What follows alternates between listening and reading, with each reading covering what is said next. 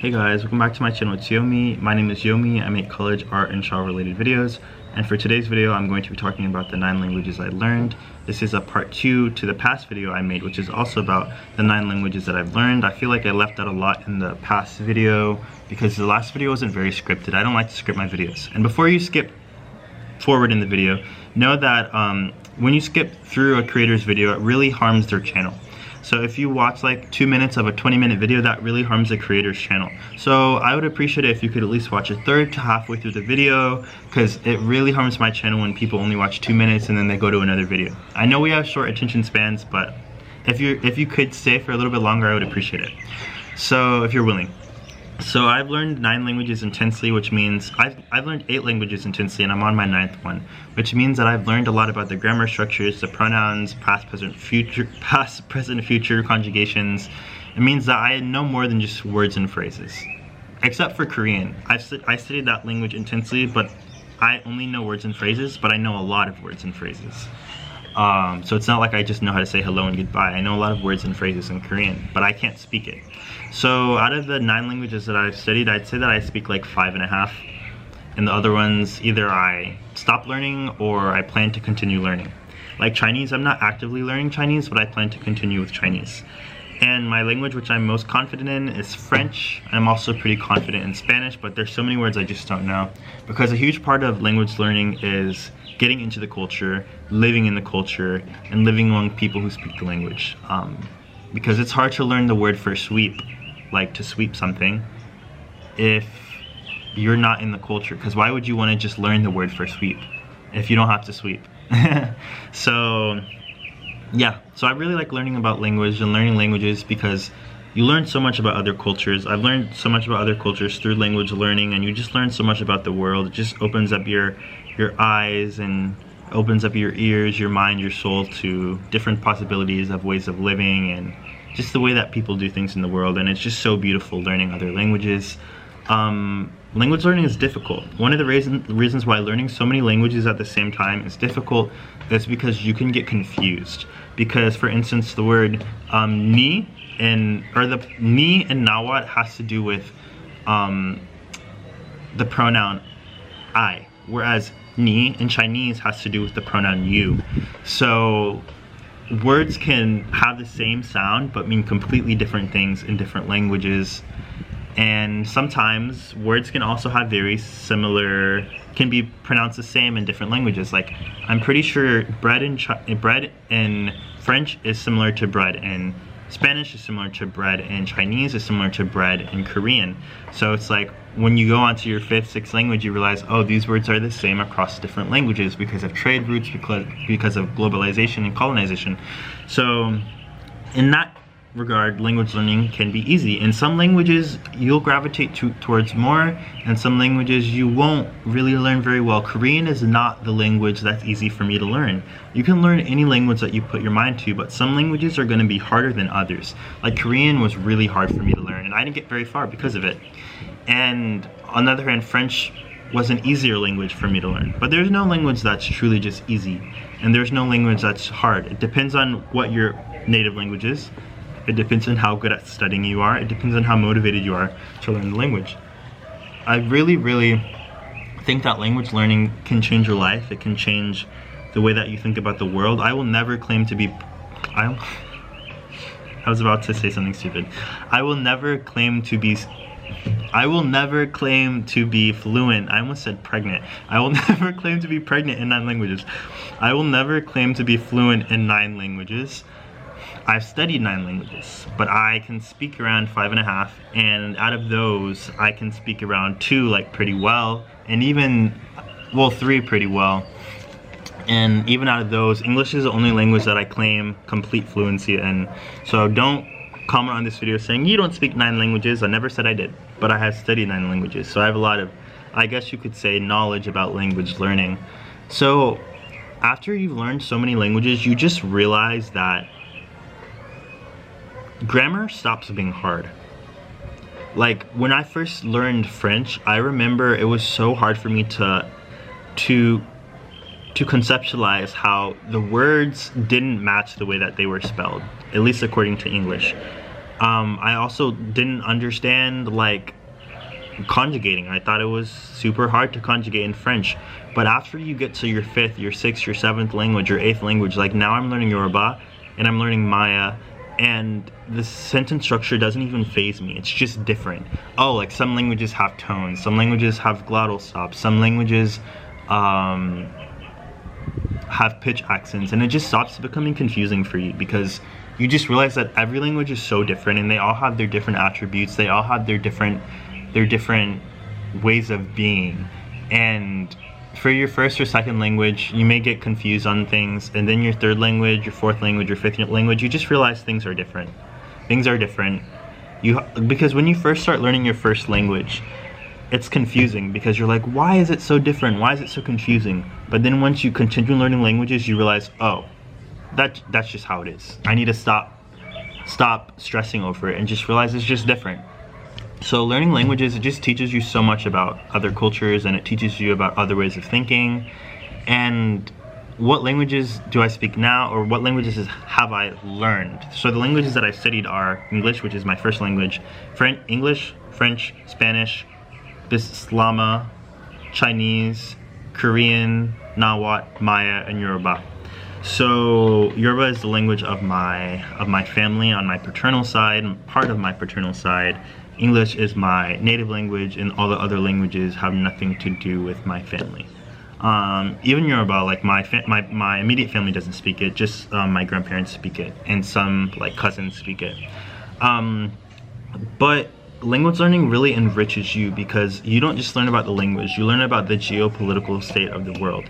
You learn about so much, like you learn how to think deeply in different situations. You learn about different ways of contextualizing things, because for instance, the way that you talk about indigeneity in English is not the same way that you talk about indigeneity in Spanish, and you have to learn to conceptualize things differently, because words, even though this may translate to this, it may have a completely different meaning, and may have a completely different context, and may have completely different histories attached with the word.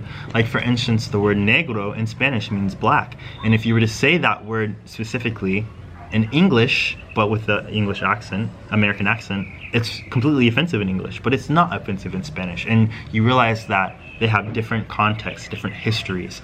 So you learn so much about the world through language. And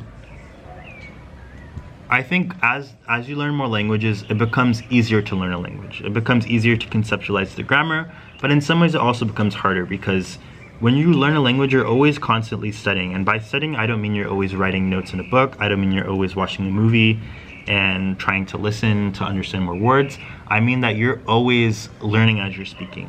You're always hearing, okay, this is the word for to speak. This is the word for this sort of flower. This is the word for this type of food. And you're all memorizing that in your head. And it becomes harder to practice 9 languages, 10 languages, 11 languages, 12 languages, because there's just not enough time in the day, especially if you're not involved with people from those cultures on a daily basis. Like you have to start searching for people from certain cultures to speak certain languages. Like Spanish in the US, for a lot of speakers, English speakers in the US, it's not hard to find a Spanish speaker. There's so many Spanish speakers in the US. But maybe to find someone who speaks Russian, maybe it's a bit harder in certain areas. So if you're learning Russian, like you may have to go online and speak with people online. So you're gonna have to go out of your way to learn with other people. So I think that language learning is something that will truly revolutionize, it will truly revolutionize, truly change your life, and will truly give you alternate perspectives on things. Like for instance, like my favorite book of all time, or one of my favorite books of all time, is Le Petit Prince, also known as The Little Prince in English. And like I learned about that book through French class. Some of my favorite songs of all time are songs that are in the Spanish language that I learned, that I've listened to because I wanted to better my Spanish. Some of my favorite music genres are in Spanish. I love mariachi music, and I listen to a lot of mariachi because like I love Latin American culture, I love Mexican culture, I love different cultures. So you just truly open your heart to different ways of living in different cultures, which is why language learning is so extraordinary. You may get a lot of weird comments from people like, why do you want to learn this language? Or you'll get a lot of judgment. Why learn this language? Why learn this language when you could learn this language instead? A lot of times people just want to learn a language for convenience, which makes sense, or because they think something will benefit them. But that's not what language learning really is about, because most people are not able to dedicate their time to something that they don't care about. So if you want to learn German, I mean, if you decide I'm going to learn German, but you don't actually want to learn German, you're not going to become good at learning German. You're not going to learn a lot in German because it's going to be hard for you to study. It's going to be hard for you to want to watch movies in German when you don't care about the language. So you have to really care about a language to be able to learn it well. And that's like some of the issues that I faced. Some of the languages that I started learning, I didn't really enjoy learning the language, so like I stopped. And some of those languages I can have basic conversations in, but some of them I don't really speak that well, which is okay. So sometimes you'll start learning a language and you realize this language isn't really for me, so you may go on to the next one. So I would say, like, start off with one language. Just start learning one language, and once you get pretty decent in that language, then you can go on to your second one. That's how I started. Once I got pretty good in French, then I went on to Spanish, and once I got pretty okay in Spanish, then I started Chinese. And you don't want all of your languages to be like, oh, I speak one language well, and then I speak 10 languages horribly. Because then those 10 languages, you're never going to get better at any of those languages because you started them all at the same time, and you're never going to really advance. So like, all the languages I started learning at different stages. Like, I would study this language for 4 years, then 2 years later I'd start a new language, and then a year later I would start another language. And all of the languages I speak are like languages that are at different difficulties. For instance, French is an easier language for an English speaker to learn. So is Spanish, because it's from the same language family, the Indo-European language family. And also French and Spanish have a lot of similarities, whereas Chinese is not at all in the same language family as English, as French, as Spanish, as German. It's from a completely different language family, a different way of thinking, different way of conceptualizing the world. So that, a language like Chinese, you're starting from scratch. Whereas a language like French and Spanish, you're not starting from scratch, you're starting with a lot of prior knowledge. Because, for instance, 40% of English vocabulary words, 40% of English words come from the French language. And there are a lot of French and Spanish words that are pretty similar. So if you already know English and French, like, that even makes learning Spanish easier. So like, if I want to learn Punjabi is going to be harder for me to learn than learning French is, because French is closer to English than Punjabi is to English. But it also depends on, like, for instance, I use this example. English is one of the hardest languages to learn in the world, but English is also one of the easiest languages to learn in the world. How does that make any sense? So English is one of the hardest languages to learn in the world because the rules are always changing. A lot of languages have standardized rules, whereas English's rules are always changing based off of the word, based off of the sentence. The spelling is always changing based off of how do I explain this? The spelling, like, isn't standardized. Like, there are so many English words that come from German, or that come from French, or that come from Spanish, or that come from other languages, because English has been all over the world. So because of that, it's harder to learn how to spell words in English, because there's not one standardized rule. There are so many different rules, whereas a lot of languages have more so standardized rules. And that's what makes English so hard, because some words come from French, some words come from German. This verb comes from this language, this verb comes from this language, and it's just, the rules seem like they're always changing. But English is also one of the easiest languages to learn, if not the easiest language to learn in the world, because English is the most widespread language in the world. Any country you go to, you will hear people speaking English. almost any country you go to, almost any city you go to, you can find people speaking English. People will know how to say hello, people will know how to say thank you, people will know how to sell you goods in English. Whereas for other languages, like if I want to go to France and practice Maya with people in France aren't going to know Maya. But if I go to France, you can at least expect that there are going to be some English speakers. So some languages are easier to learn because there's more people who speak them, and there's more people who speak them in different countries. Like English, French, and Spanish are all global languages. They're languages that are spoken in many different countries, whereas a language like Italian isn't spoken in that many countries. It's only spoken in a few places. So, yeah. So, I think that if you want to learn a language, I challenge you today. Start learning a new language. Start learning a language that you've always wanted to learn. Don't start learning a language that people are telling you you should learn but you don't want to learn. Because if you don't want to learn a language, you're not going to practice the language. But if you want to learn a language and it only has 20,000 speakers, go for it. Language learning is hard, but I've learned languages that are spoken by very few people in the world, and the way that I've done that is I found dictionaries, I found like Wikipedia pages, I found YouTube videos, I found Facebook videos, and the way that you can find like these obscure language learning sources, because not all languages have a textbook where you can learn from to learn that language. The way that you find those sources is just by digging. You have to dig online, dig, because the thing is, because of colonization, because of religious missionaries from different faiths, people have created dictionaries, people have created some like language learning sources so that there can be intercultural communication between two different cultures. So you'll find a lot of different sources online. Some of those sources may be old, but sometimes that's the best you can do. So even if you feel like, oh, not many people speak this language, but I want to learn it, try it. Try it. You never know.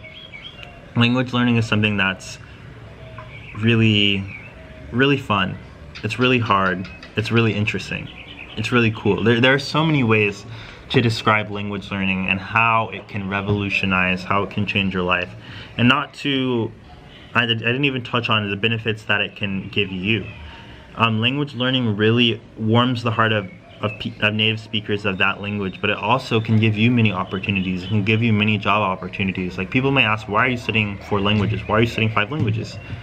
Well, maybe just because you want to, but also like that really looks impressive to different people who are hiring, that you can speak so many different languages.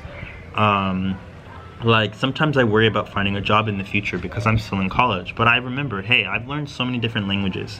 Like, how will it be hard for me to find a job? Like, there are so many different avenues that I can go towards because I've learned so many languages. And that's the thing about, and another thing about language learning is like fluency, how well do you speak a language. You're gonna speak different languages at different levels of fluency, and that's okay.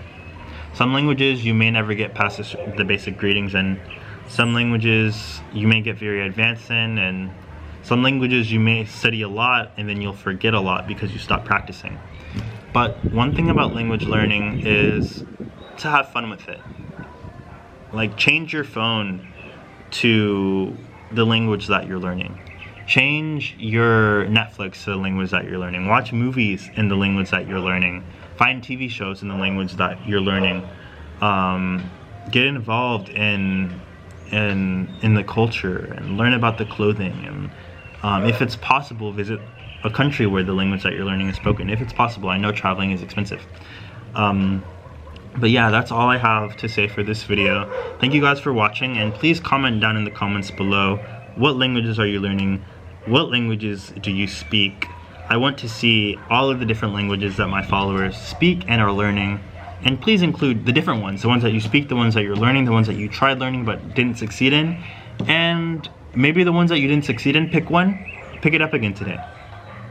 We are a community, and I want to see you guys challenging yourselves to try new things, because sometimes I'll get discouraged. Oh, I'm not learning a lot or as much as I want to in this language. But that just means I need to practice a little more. That means that I have a lot more to learn. So if you feel discouraged, oh, I'm not learning a lot in a language, I haven't learned that much, that means that there's so much more for you to learn, and that's a good thing. So you can continue practicing, you can continue learning, and yeah. thank you guys for watching. Make sure to like, comment, and subscribe. And yeah, thank you so much. Ciao. I guess it's Italian. I don't speak Italian. See you guys.